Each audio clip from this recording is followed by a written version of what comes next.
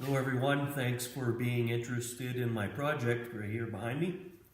It's a 1972 DeTomaso Pantera, serial number 2375 for you Pantera owners that track where all these cars are. It is now located in northern Colorado. It spent the majority of its life in New Hampshire, in Portsmouth, New Hampshire. It's where I recently purchased the car at auction in August of 2017. It had belonged to a friend of mine since at least the late 1970s, who passed away a little over a year ago, and his family decided to auction off all of his cars. Some of you may have seen the YouTube video, Barn Finder Hunter, that one episode showed a lot of the other cars that he had in a building. And then, of course, in the next episode, which just came out recently here in December, unlocking this out of the trailer over the border in Maine. I know for a fact that the car has not been on the road since just after he raced it in the U.S. Express from New York to Los Angeles in 1980. And shortly after that, I know for a fact, I've known the car since I was a teenager, that it was located in his shop for several years. They had started to rebuild it a little bit, but kind of put it in the back corner and then eventually in that trailer that it sat for many years. The engine had been rebuilt, was still in the crate. The original 351, still in the crate, wrapped in plastic, but not wrapped well enough. The trailer roof had collapsed a little bit, allowing rain and snow for, decades to drip onto the car in the front and mostly the engine. The cylinder walls were, the water had spent too much time sitting on top of the pistons and corroded the cylinder walls on a couple of the cylinders, and it was a mess. The heads had been rebuilt, but they weren't attached to the block yet. So it is, they still have the original 351 Cleveland. It's at a machine shop being built right now. It's almost completed. It will be a 408 stroker, fuel injected, a self-learning fuel injection system. So I'm really excited about that. As a matter of fact, any day now, I should be getting a phone call to come on over, and it'll be put on the dyno, and we'll see what she's pushing. And I'm guessing some, give or take, a little bit around 450 horse. So besides the motor, the front trunk compartment also took a little bit of beating from the weather. There was a little bit of rust on that. You guys may have seen the slideshow that I put together not long ago showing some holes in the front trunk compartment. Not bad, but that's where a lot of the moisture ended up sitting, and there was, as well as a battery was left in there, and the battery had leaked a little bit, little battery acid, but it's all been taken care of. I already welded all the sheet metal back in there in place as well. So when I first got the car, if you guys have seen it, I've had it media blasted with crushed glass, dustless crushed glass. Gentleman actually came here to my house to do it. I had it on a rotisserie, and he did a good job. Underneath, inside the car, outside the car, it was stripped right down to bare metal. Check out my slideshow. You'll see that it's truly a nice job. Bob had installed at one time fiberglass flares on it. You can see them in that video a little bit. They were riveted on, and then matte and resin fiberglass over the top. My first thought was to try to save them because that's how I remember the car. I decided after it was media blasted to just cut them off, and I purchased steel Group 4 flares and welded them on. Much better job.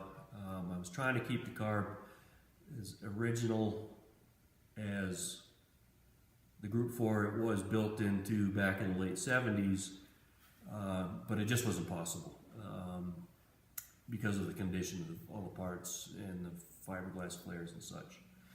I will be using the original lower spoiler, and which is out of the Group 4. I also believe it fits a Group 5 Pantera that came with the car. It's brand spanking new, but it's probably 30-something years old, but it will be being installed on this car. Also came with a rear spoiler. I'm not sure. I may not be using that rear spoiler. I like the looks of another model of spoiler on these Panteras, so I'll make that decision a little bit later. I got plenty of time. So I'm going to shortly here, I'm going to show you some of the parts I picked up. I'm dealing with Dennis and his son Adam at Pantera Performance down in Castle Rock, Colorado. It's about a 2-hour drive from where I live. And man, they do some awesome work down there. This is my first Pantera project. I didn't know much about the cars other than I remember this particular car, and it was one of the coolest things I'd ever seen in my life as a 16, 17-year-old. And so in the last 3-4 months, I've learned a lot about these Panteras.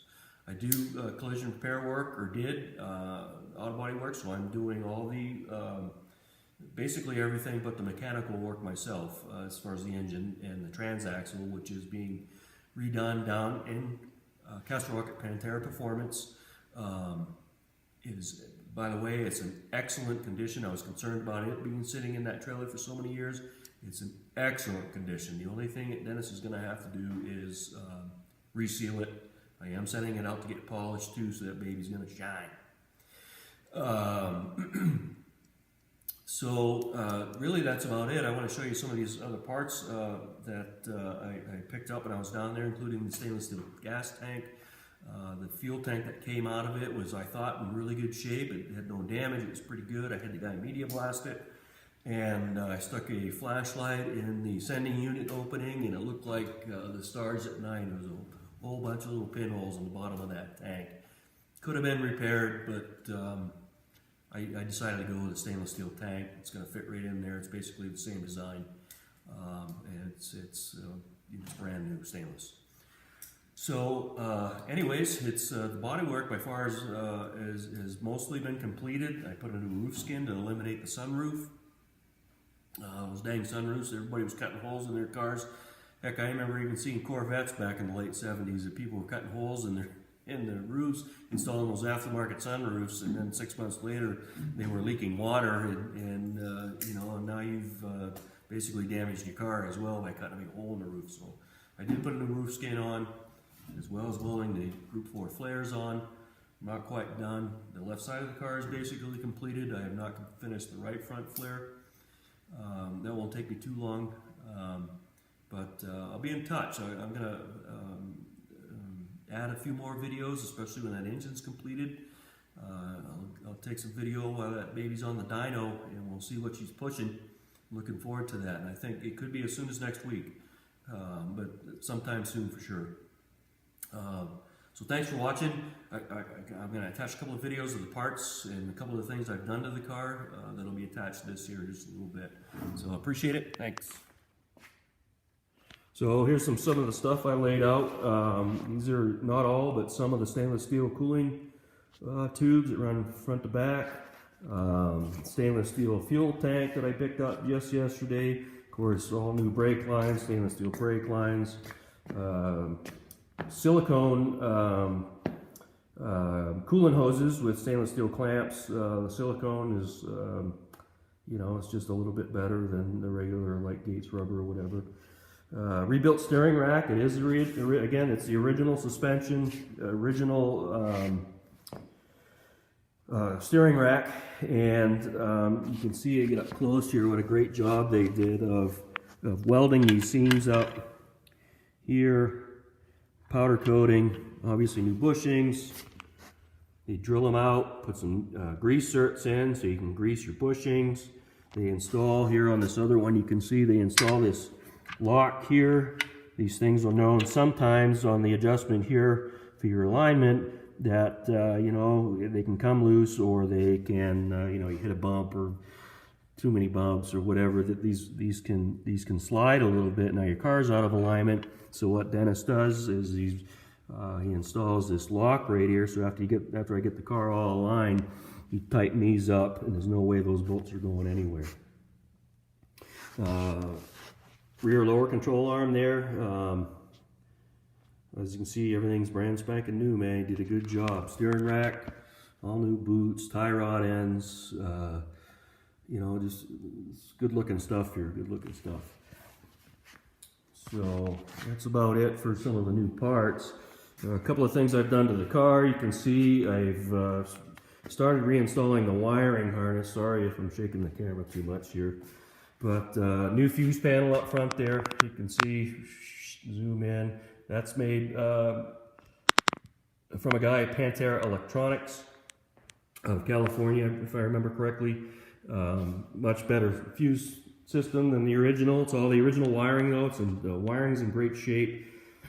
Oh, a couple of the ends, the spade connectors, I had to cut off and replace. They're just a little bit dried out, but the wiring itself is in excellent condition.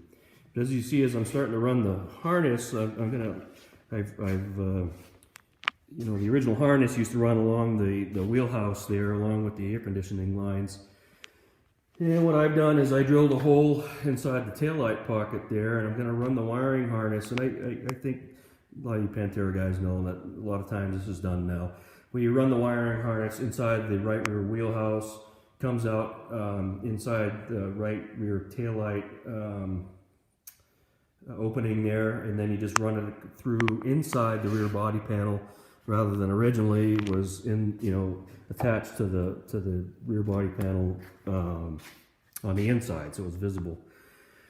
And so I'm going to do the same thing with the air conditioning lines. So the engine compartment will be really nice and clean. You can see I've already got this painted, smoothed up all the spot welds. I really like that look, eliminating at least most of the spot welds, the ones that are up high on the wheelhouse. And you know, I still got some cleaning up to do and such, but it's been, I wet sanded it and polished it. It looks good, it looks good. You can see the new shift rod that I installed. I'm just kind of getting it set up to, I had to drill that hole a little bit larger to fit that new, it's not a coupler, but where the shift rod slides through there. The cross member right there, I discovered yesterday that I need to cut that out. That's why that yellow piece of tape is there. I'm going to actually remove that cross member and install one that's actually bolted in rather than welded in like that one from the factory there. So in case, apparently, again, I don't know these cars as well as a lot of people, so apparently you can't, you know, it's much easier to pull the oil pan if that cross member's not there, if you ever have to pull the oil pan with it in the car. So what he's got is it'll actually be bolted in to where the lower control arm mounts. It's the same bolt that goes, the bracket that holds the lower control arm. So later today I'm going to cut that out, as well as that other piece, that triangular looking piece there that held the original e-brake cables there. I can cut that, just eliminate it. I mean, you don't have to, but I won't be using it with that new e-brake system from Willwood, so you can just cut that out and get it out of the way. No big deal. But other than that, one of the other things I wanted to show everyone here too is something I learned. This is another spot that, again, most Pantera people know that one of the first places that start to rust, they're right in here in this kind of wishbone shaped part of the wheelhouse down low. So I did on both sides, both rear ends, had to weld some sheet metal in there too. But what I've done also is I drilled a hole there to in hopes that it'll help drain all the crap that gets in there out of there. At least you wash the car, you can kind of hose that opening out of there and let it drain out the bottom, rather than being sealed in there from the factory. So hopefully that hole, again, I did one on each side, is going to make a difference on that not rusting out in the future. As you can see, I've got the flares on this side about done. I bolted the door back on just the other day to make sure all the lines are still lined up.